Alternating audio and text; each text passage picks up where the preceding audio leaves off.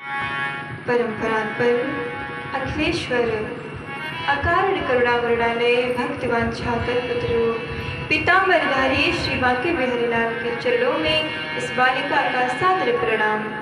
परम आराध्या लाडली श्री ब्रजमहानंदिनी किशोरी श्री राधा रानी जी के चरणों में इस बालिका का सादर प्रणाम। परम पूज्य सद्गुरुदेव भगवान के चरणों में मेरा कोटि कोटि प्रणाम है। यहाँ पर उपस्थित सभी बूढ़े बुजुर्ग, मेरे पिता व दादा के समान एवं मेरे कंधे से कंधा मिलाकर चलने वाले युवा भाई बंधु, नन्हे मुन्ने बाल गोपाल व माता अनुसुईया के चरित्रों को चरितार्थ करने वाले सभी मातृ शक्तियों को मेरा प्रेम भरा जय जय श्री राधे श्याम। आइए हम सभी कथा में प्रवेश करने से पूर्व कुछ क्षण भगवान नाम संकीर्तन करेंगे, तत्पश्चात कथा में प्रवेश करेंगे। सभी तालियों का सहयोग करते हुए प्रभु का सुमिरन करेंगे। सीताराम जय सीताराम,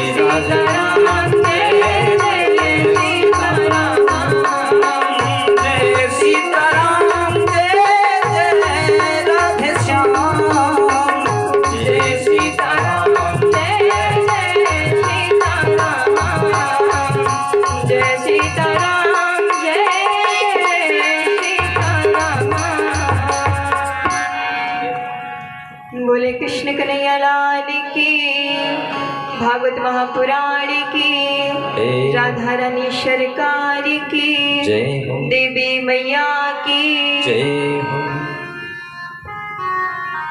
आइए सभी कथा में प्रवेश करते हैं। विगत दिवस हम सभी महात्मा की कथा को श्रवण कर रहे थे। आज हम सभी भागवत जी के प्रथम स्कंद में प्रवेश करेंगे। जैसे हम सभी कोई शुभ कार्य करते हैं तो सर्वप्रथम क्या करते हैं? मंगलाचरण, मंगल आचरण। जिस प्रकार से मैंने अभी मंगलाचरण किया, उसी प्रकार से जब वेदव्यास जी महाराज श्रीमद् भागवत महापुराण की रचना कर रहे थे तो सर्वप्रथम उन्होंने मंगलाचरण किया है। और प्रत्येक व्यक्ति को, प्रत्येक मनुष्य को मंगलाचरण करना चाहिए, जिससे कि उसका कार्य सफल हो जाए, कोई विघ्न ना आए, इसीलिए मंगलाचरण करते हैं। तो उसी तरह वेदव्यास जी महाराज मंगलाचरण कर रहे हैं। हम सभी मिल करके उनके साथ उनका मंगलाचरण करते हैं। जन्माद्यस्य यतोऽन्वयादितरतः चार्थेष्वभिज्ञास्वराट् तेने ब्रह्महृदाय आदिकवये मुह्यन्ति यत् शूरया तेजो वारिमृदां यथा विनिमयो यत्र त्रिसर्गो मृषा धाम्ना स्वेन सदा निरस्तकुहकं सत्यं परं धीमहि, सत्यं परं धीमहि। इस तरह से वेदव्यास जी महाराज ने मंगलाचरण किया। जन्माद्यस्य यतोऽन्वयादितरतः चार्थेष्वभिज्ञास्वराट् तेने ब्रह्महृदाय आदिकवये मुह्यन्ति यत् शूरया तेजो वारिमृदां यथा विनिमयो यत्र त्रिसर्गो मृषा धाम्ना स्वेन सदा निरस्तकुहकं सत्यं परं धीमहि। वेदव्यास जी महाराज मंगलाचरण करते हैं। तत्पश्चात वे भागवत लिखना प्रारंभ करते हैं, भागवत की रचना करना प्रारंभ करते हैं। अब महाराज जिनके द्वारा राजा परीक्षित कथा श्रवण कर रहे हैं, आचार्य श्री सुखदेव जी महाराज, वे कौन हैं? उनकी कथा आती है कि एक बार नारद जी भ्रमण कर रहे थे और भ्रमण करते करते कैलाश पर्वत पर जाकर के पहुंचे। जब कैलाश पर्वत पर पहुंचे तो माता खड़ी थी, बाबा भोलेनाथ कहीं गए थे। अब नारद जी की तो आदत ही यही थी,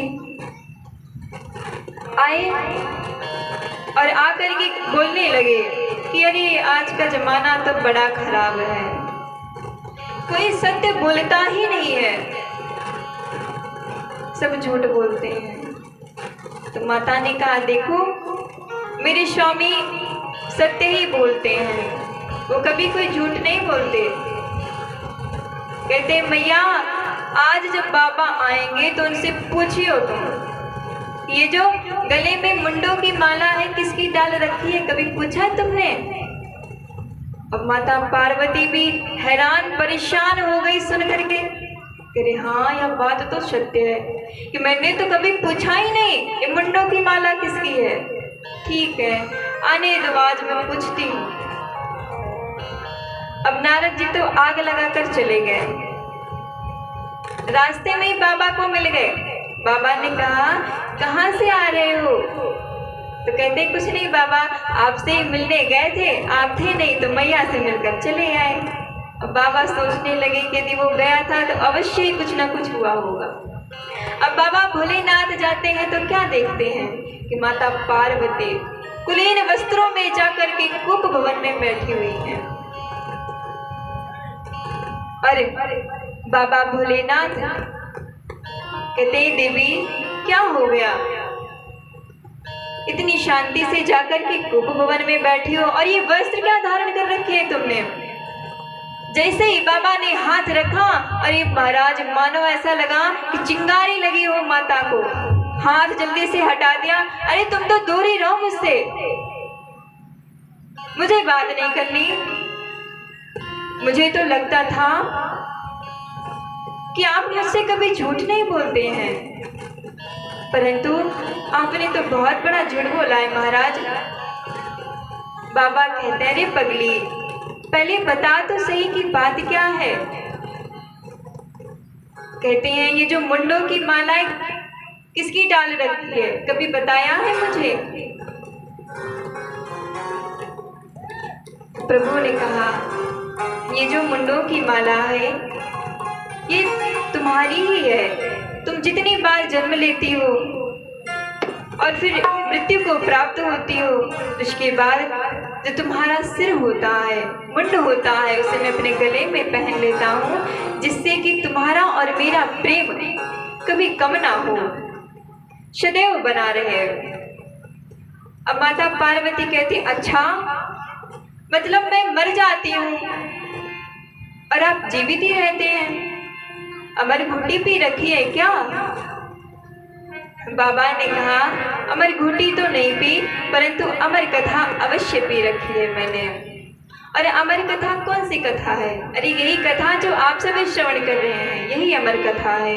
श्रीमद् भागवत की कथा को ही अमर कथा कहते हैं। अब मैया बोलने लगी, स्वामी मुझे भी अमर कथा श्रवण करना है। जो मैयाएं होती हैं जिद नहीं करती, और जब जिद पर अड़ जाए तो उसे करके रहती हैं। अब स्वामी मुझे तो सुनना ही है अमर कथा। तो बाबा ने कहा कि देवी, एक ही श्रोता एक ही वक्ता, और तुम्हें नींद आ गई तो कहती हैं, स्वामी मुझे नींद नहीं आएगी, बस मुझे अमर कथा श्रवण करनी है। कहते हैं, यदि एक वक्ता हो, कई सारे श्रोता हो, और एक श्रोता यदि सो जाए तो वक्ता अन्य श्रोताओं को कथा श्रवण करा सकता है, और यदि एक ही श्रोता एक ही वक्ता, तो श्रोता सो जाएगा तो वक्ता कथा किसे श्रवण कराएगा? तो माता ने कहा कि मैं एक उपाय बताती हूँ कि जैसे ही एक स्कंद पूर्ण होगा, ओम का उच्चारण करूंगी, जिससे आपको पता भी चलेगा कि मैं सो रही हूँ या जग रही हूँ। बाबा ने कहा, ठीक है। आज बाबा माता पार्वती को अमर कथा का पान करा रहे हैं, और वही हमारे कन्हैया लाल श्री राधा रानी जी के साथ में विचार कर रहे हैं। जो सुखदेव जी महाराज हैं वो राधा रानी के तोते थे। राधा रानी सुखदेव जी महाराज की गुरु हैं। राधा रानी ने सोचा कि हम लोग श्रीमद् भागवत पुराण की कथा को पृथ्वी पर भेजते हैं, जिससे कि इसका प्रचार प्रसार हो सके। उन्होंने अपने तोते को भेजा, और वही तोता, शुक रूपी तोता, आकर के कैलाश पर्वत पर ही बैठ गया महाराज, जहाँ पर भगवान शंकर माता पार्वती को कथा श्रवण करा रहे हैं। कथा श्रवण कराने से पूर्व बाबा ने 3 बार डमरू बजाया, जिससे कि जो जीव जंतु है वो भग जाए। और जो तोती बैठी थी उस वृक्ष पर, जब तीसरी बार डमरू बजाया तो उस तोती ने एक अंडे को जन्म दिया था। अंडा फूट गया और तोते ने जन्म ले लिया। बाबा ने कथा प्रारंभ कर दी, कथा श्रवण कराने लगे। और जब कथा श्रवण कराने लगे तो कथा किसे प्रिय नहीं है? कथा तो सभी को प्रिय है, और उन्हें तो भेजा ही इसलिए गया था कि आप कथा को श्रवण कीजिए और अन्य श्रोताओं को श्रवण कराइए। जैसे जैसे कथा संपूर्ण होती गई, माता पार्वती की आंख लग गई महाराज। जिसका डर था वही हुआ। तोते के अंदर एक गुण होता है कि वो किसी की भी आवाज निकाल सकते हैं। प्रभु की लीलाओं की कथा आने वाली थी, तो तोते ने सोचा कि यदि माता पार्वती ने ओम का उच्चारण नहीं किया तो कथा बीच में ही रुक जाएगी और मैं अपने प्रभु की लीलाओं को श्रवण नहीं कर पाऊंगा। कहते हैं कि मैं माता की आवाज निकालूंगा, और जैसे ही मैया सोई, स्कंद संपूर्ण हुआ, तोते ने ओम का उच्चारण कर दिया। ओम पूरी कथा संपूर्ण हो गई और मैया आराम से सो रही हैं। कोई खबर ही ना है उन्हें कि क्या हो रहा है। और जैसे ही कथा संपूर्ण हुई, बाबा भोलेनाथ ने जयकारा लगवाया, बोले कृष्ण कन्हैया लाल की जय हो। जैसे ही जयकारा लगवाया, मैया की आंख खुल गई। मैया ने कहा, अरे स्वामी, प्रभु का जन्म हो गया क्या? अब बाबा आश्चर्यचकित हो गए कि अरे पूरी कथा संपूर्ण हो गई और ये जन्म पर ही अटकी हुई है। कहते हैं, क्यों देवी, सो गई थी क्या? कह रही, हाँ मेरी आंख लग गई लगता है। तो प्रभु ने सोचा कि जब देवी सो रही थी तो ओम का उच्चारण कौन कर रहा था। चारों तरफ देखा परंतु कोई नहीं दिखाई दिया। जैसे ही ऊपर देखा तो क्या देखा कि वृक्ष पर एक तोता बैठा हुआ है। अब भोलेनाथ को इतना क्रोध आया तो उस तोते के ऊपर त्रिशूल लेकर महाराज दौड़े। और उन्हें क्रोध इसलिए नहीं आया कि उस तोते ने कथा श्रवण कर ली। क्रोध इसलिए आया कि उस तोते ने कथा ऊपर बैठ के श्रवण की, क्योंकि श्रोता का आसन वक्ता के आसन से ऊपर नहीं होना चाहिए, उसका पाप लगता है। अब महाराज बाबा भोलेनाथ तोते का पीछा करते करते वेदव्यास जी के द्वार पर पहुंच गए। अब वेदव्यास जी की पत्नी विटिका महारानी आंगन में बैठ करके मासिक धर्म से निवृत्त होकर के अपने केसों को सुलझा रही थी। जैसे ही उन्हें वासी आई, मुंह खुला, तोता जा करके मुख के द्वारा उनके गर्भ में प्रवेश कर गया। बाबा भोलेनाथ जैसे ही वेदव्यास जी के द्वार पर पधारे, वेदव्यास जी तो प्रसन्न हो गए हैं कि आज किसका आगमन हुआ है। स्वयं भोलेनाथ पधारे हैं। कहते हैं, अरे स्वामी प्रभु आप आए, बहुत बड़ा भाग्य है हमारा। कहिए क्या बात है कि आप वहां से यहाँ तक आए।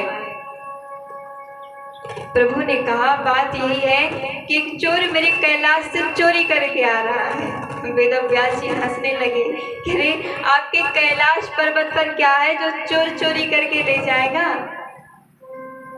कोई हीरा मोती सोना चांदी तो नहीं है, सांप बिच्छू थोड़ी चुरा के लाएगा वो। तो बाबा कहते हैं, देखो बात बड़ी गंभीर है। उसने सोना चांदी धन का चोरी नहीं कर लिया, उसने मेरी कथा चुराई है और आज मैं उसे मार डालूंगा, छोड़ूंगा नहीं। वेदव्यास जी कहते हैं, प्रभु एक बार विचार कीजिए, जिसने अमर कथा का पान कर लिया है क्या आपके मारने से मर जाएगा?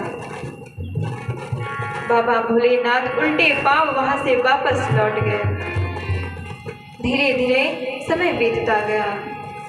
वेदव्यास जी महाराज ने जब ध्यान लगा करके देखा तब उन्हें पता चला कि वह जो तोता है उनकी पत्नी के ही गर्भ में प्रवेश कर गया है। वे बहुत प्रसन्न हुए। अब एक दिन वे अपने सभी शिष्यों को श्रीमद् भागवत की कथा को पढ़ा रहे थे। कोई श्लोक महाराज उनसे गलत हो गया। देखिए, बड़े से बड़े जो विद्वान होते हैं उनसे भी गलतियां होती हैं। जैसे कभी किसी से एक गलती हो जाए तो व्यक्ति उससे हजारों ताने देने लगता है, अरे इतने विद्वान होते तो ये गलत नहीं कर देते। अरे हम भी मनुष्य हैं, गलतियां सबसे होती हैं। गलतियां तो हमारे प्रभु से भी हुई हैं। गलतियों पर कभी ताने मत मारो, उसे बताओ कि देखो आपसे यह गलती हुई है, आप इसे सुधारिए। ताने नहीं देने चाहिए। अब सुखदेव जी महाराज गर्भ से ही बोल पड़े, पिताजी श्लोक गलत है। वेदव्यास जी महाराज इतने प्रसन्न हो गए कि रे जिसके लिए मैं इतना प्रसन्न था कि मेरा पुत्र जन्म लेगा तो उसे मैं भागवत पढ़ाऊंगा, वो मुझे खुद ही पढ़ा रहा है। कितनी सौभाग्य की बात है। अब तो वो प्रतीक्षा करने लगे कि मेरा पुत्र कब जन्म लेगा। धीरे धीरे समय बीतता गया। 12 वर्ष हो गए, आज तक सुखदेव जी ने जन्म नहीं लिया है। 9 महीने तक गर्भ में बालक या बालिका रहे तो माताएं पीड़ा सहन करने लगती हैं, और यहाँ विटिका महारानी 12 वर्षों से सुखदेव जी को गर्भ में लेकर डोल रही हैं। वेदव्यास जी से कहती हैं, स्वामी बहुत पीड़ा होती है, 12 वर्ष व्यतीत हो गए हैं, पुत्र जन्म नहीं लेता। वेदव्यास जी ने आग्रह किया, निवेदन किया कि हे पुत्र, हे बालक, तुम जन्म लो, तुम्हारी माँ बहुत पीड़ा सहन कर रही है। सुखदेव जी ने कहा, देखो पिताजी, हमें जन्म नहीं लेना है। तो बोले क्या करना है, पेट में ही रहना है, गर्भ में ही रहना है? तो बोले मुझे संसारिक माया मोह में नहीं पड़ना, क्योंकि यहाँ पर व्यक्ति आकर के मोह में फंस जाता है और प्रभु का सुमिरन नहीं कर पाता। वेदव्यास जी वापस लौट गए। फिर कुछ दिनों के बाद आए कि हे पुत्र, तुम्हारी माँ बहुत पीड़ा सहन कर रही है, जन्म ले लो पुत्र, जन्म ले लो बालक। वेदव्यास जी सुखदेव जी महाराज कहते हैं कि देखो, जन्म तो मैं लूंगा, परंतु जैसे ही जन्म लूंगा मैं चला जाऊंगा, एक भी क्षण नहीं रुकूंगा, और आप मुझे रोकना भी मत। वेदव्यास जी ने कहा, ठीक है पुत्र, आप जन्म ले लो। 12 वर्षों के बाद जब सुखदेव जी महाराज ने जन्म लिया, तो जैसे ही जन्म लिया, न युगो पपीत हुआ, ना नाल काटी गई, नाल को अपने कंधे पर टांग लिया और जंगल की ओर निकल पड़े हैं। और जब जंगल की ओर निकल पड़े महाराज, तो वेदव्यास जी बिलख बिलख कर रोने लगे कि जिस पुत्र का मैं 12 वर्षों से प्रतीक्षा कर रहा हूँ, आज वही पुत्र चला गया महाराज, एक बार देखा भी नहीं। अब सुखदेव जी महाराज सोच रहे हैं कि मैंने एक बार देख लिया कि मेरे माता पिता कौन है, फिर मैं मोह में फंस जाऊंगा और मैं कभी इस मोह माया से नहीं निकल पाऊंगा। वेदव्यास जी वहां से चले गए, और यही वो वेदव्यास जी, यही वो सुखदेव जी महाराज हैं जिन्होंने श्रीमद् भागवत महापुराण की कथा को खूब श्रवण कराया अपने भक्तों को, अपने श्रोताओं को। और राजा परीक्षित, जिनको 7 दिन में उन्होंने मोक्ष दिलवाई, वो सुखदेव जी महाराज ही थे। और इसके बाद हम सभी महाभारत में प्रवेश करेंगे, महाभारत के प्रसंग में, जहाँ पर युद्ध चल रहा है। महाराज, युद्ध चल रहा है, धृतराष्ट्र, दुर्योधन, पांडवों के मध्य में, और हमारे प्रभु श्री कृष्ण भी बैठ करके युद्ध देख रहे हैं। वहीं पर सभी उपस्थित होते हैं।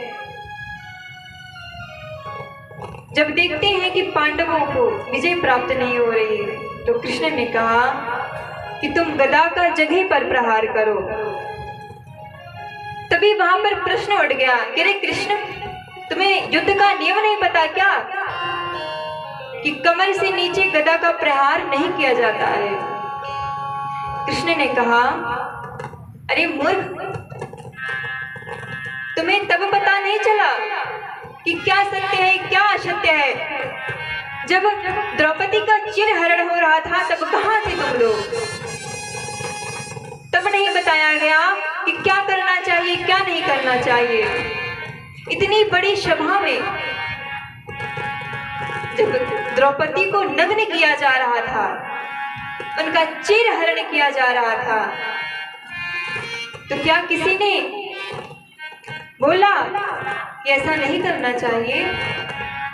और आज तुम सत्य और असत्य की बात कर रहे हो। महाराज, जब द्रौपदी का चिर हरण हो रहा था, द्रौपदी ने सभी को पुकारा, सभी को बुलाया कि मेरी रक्षा करो।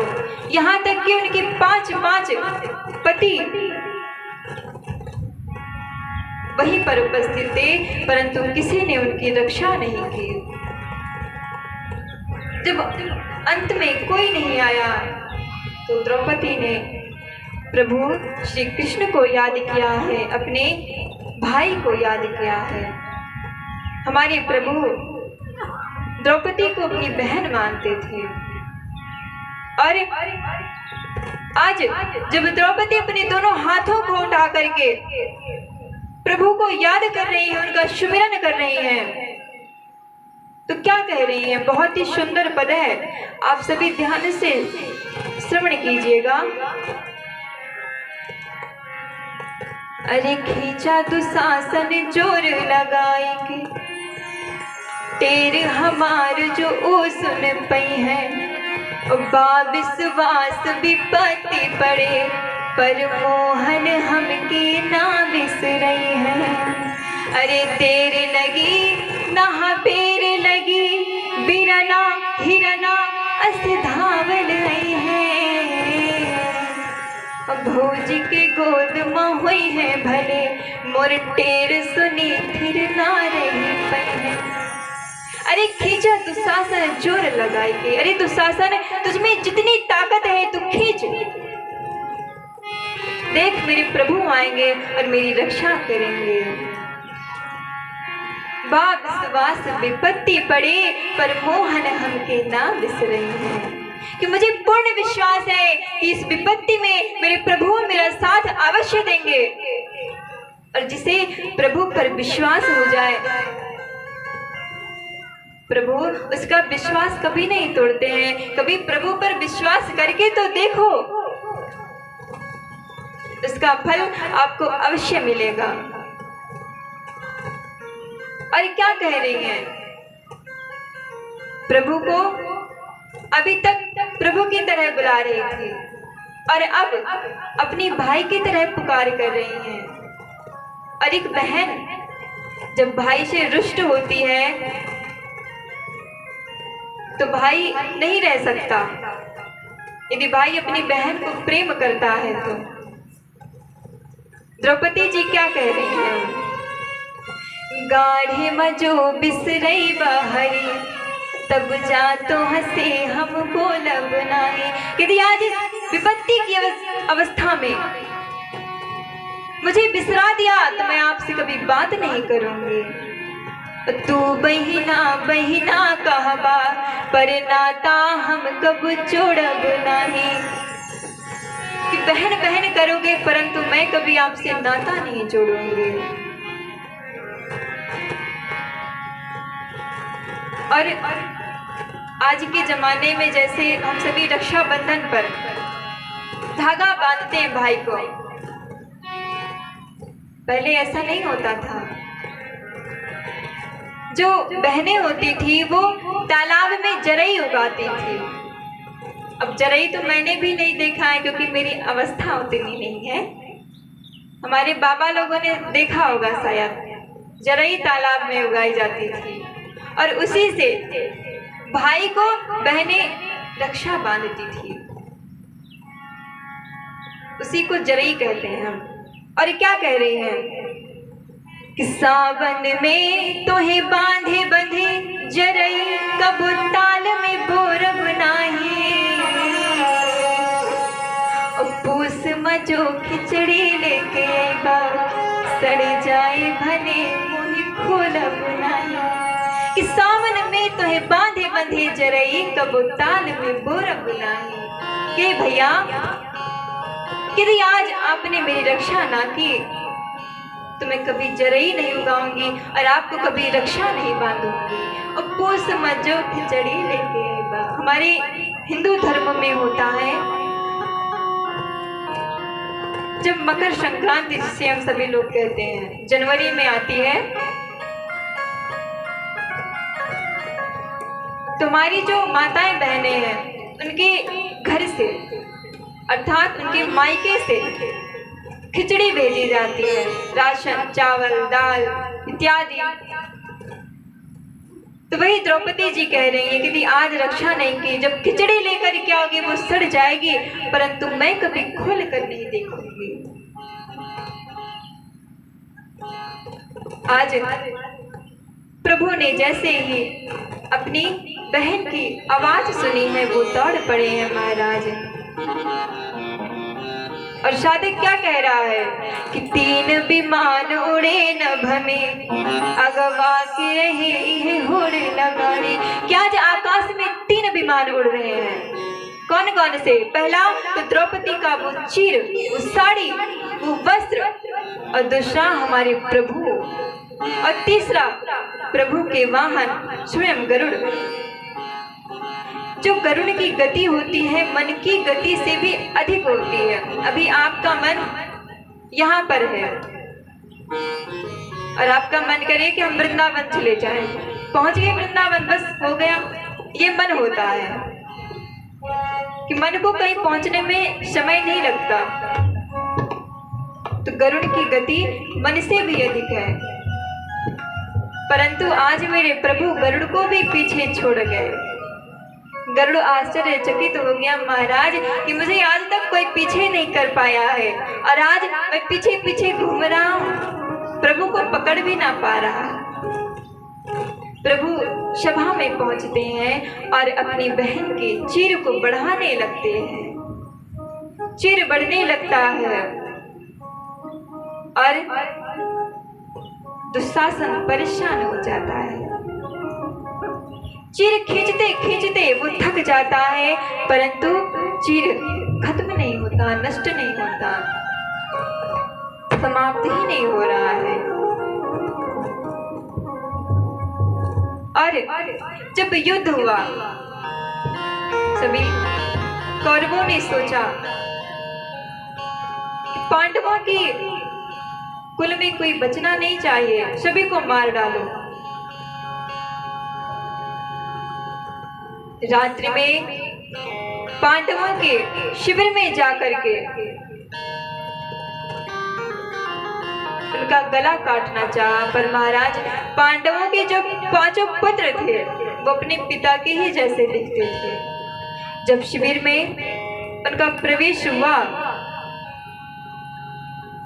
तो वे बड़े ही निर्दयी से पांडवों के 5 पुत्रों का सिर धड़ से अलग कर दिए। उन्हें लगा कि मानो ये पांडव हैं।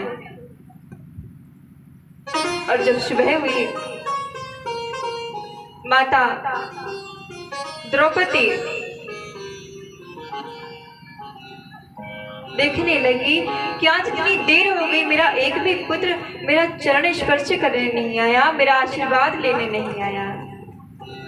अपनी दासी को बुलाते हैं कि जाओ जाकर के देखो क्या बात है, मेरा एक भी पुत्र नहीं आया। महाराज जब दासी जाती है तो क्या देखती हैं कि उनके पुत्रों का धड़ तो है परंतु सिर नहीं है। जोर जोर से चिल्लाने लगती है, महारानी महारानी।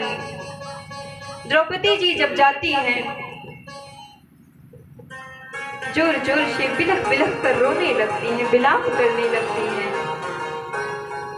कि प्रभु ये क्या हो गया, मैंने एक बार में अपने सभी पुत्रों को खो दिया और अंत समय में इन्हें देख भी ना पाई।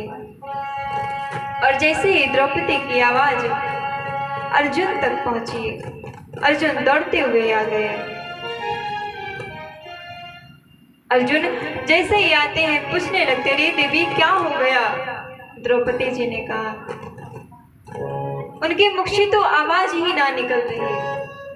उन्होंने इशारा किया, जैसे ही अर्जुन ने देखा उन्हें क्रोध आ गया। द्वार पर रहने वाले सभी सैनिकों को बुलवाया है कि रात्रि में शिविर में किसका प्रवेश हुआ है। सैनिकों ने बताया, महाराज कौरवों ने किसी को भेजा था, मुझे लगता है उन्हीं का यह कार्य है। उन्हें आते हुए तो देखा परंतु जाते हुए नहीं देखा। अर्जुन को क्रोध आया और द्रौपदी जी को आश्वासन देकर कहते हैं कि देवी तुम परेशान मत रहो, जिसने भी तुम्हारे पुत्र के साथ ये किया है मैं उसे ला करके तुम्हारे चरणों में गिरा दूंगा और तुम्हें जो सजा देनी होगी तुम देना। आज अर्जुन अश्वत्थामा का पीछा करने लगे। अश्वत्थामा आगे रथ लेकर के जा रहा है और पीछे अर्जुन। जैसे ही अश्वत्थामा ने देखा कि अर्जुन हमारे पीछे आ रहे हैं, उन्होंने ब्रह्मास्त्र छोड़ दिया। ब्रह्मास्त्र जब छोड़ा तो अर्जुन घबरा गए कि अब क्या करूं मैं, और प्रभु को पुकारने लगे कि प्रभु मेरी रक्षा करो। कृष्ण कृष्ण महाबाहु भक्ता नाम भयंकर, हे प्रभु हे कृष्ण आओ मेरी रक्षा करो। प्रभु ने कहा ब्रह्मास्त्र को सिर्फ ब्रह्मास्त्र से ही तोड़ा जा सकता है, तुम भी ब्रह्मास्त्र छोड़ दो, आखिर तुमने भी तो ब्रह्मास्त्र की विद्या ही ली है। अर्जुन ने ठीक वैसा ही किया और जब सभी ने सोचा कि सबको तो मार दिया, अब इनके कुल में कोई नहीं बचा, तभी उन्हें स्मरण होता है कि अभिमन्यु की पत्नी उत्तरा के गर्भ में भी कोई बालक पल रहा है। वे आते हैं और उत्तरा के गर्भ पर प्रहार करते हैं, परंतु मेरे प्रभु ने उनकी भी रक्षा की है। और उत्तरा ने किसको जन्म दिया है? राजा परीक्षित को जन्म दिया है। राजा परीक्षित जन्म लेते हैं और अपना राज्य संभालने लगते हैं। और यहाँ प्रभु द्वारिका जा रहे हैं और माता कुंती बिलख बिलख कर रो रही है कि हे प्रभु मुझे तो कुछ नहीं चाहिए, बस दुख दे दो, क्योंकि जब तक मेरे साथ में दुख रहेगा मैं आपको भूलूंगी नहीं, और जैसे ही मेरे पास सुख आएगा मैं आपको भूलने लगूंगी। मुझे दुख मांगते हैं विपदा शंतु न शाश्वत तत्र तत्र जगत गुरु, कि प्रभु मुझे विपदा दे दीजिए जिससे कि मैं आपको याद करती रहूं। प्रभु ने कहा माता बुआ मैं आपको दुख कैसे दे सकता हूँ, आपने अपने जीवन में कितना दुख देखा है। माता कुंती ने कहा कि तुम सभी के लिए पुत्र हो, परंतु मेरे लिए तो प्रभु हो, और मैं आपको स्मरण करना ही अपना धर्म मानती हूँ, और प्रत्येक पुरुष को महिला को प्रभु का स्मरण करना चाहिए। और जब दुख आता है तो लोग मंदिरों में जाते हैं, जाकर के हाथ जोड़ते हैं और प्रभु से प्रार्थना करने लगते हैं कि हे प्रभु मेरी रक्षा करो। और जब सुख आता है तो प्रभु को भूल जाते हैं, अरे होगा कोई, अरे दुख में याद करने वालों कभी सुख में भी याद करो, जीवन आनंदमय हो जाएगा। दुख में सुमिरन सब करे, सुख में करे न कोई, और जो सुख में सुमिरन करे तो दुख का ही हो होए। कि महाराज जब सुख में सुमिरन करेंगे तो दुख आएगा ही कहाँ। माता कुंती प्रार्थना कर रही हैं, हम सभी उनके साथ मिल करके प्रभु से आग्रह करेंगे, निवेदन करेंगे, प्रार्थना करेंगे कि हे प्रभु आपकी याद हमें सदैव आती रहे, हम आपको ऐसे ही सदैव याद करते रहें। सभी तालियों का सहयोग करके प्रभु को स्मरण करेंगे। हर पल तुम्हारी याद आती रही,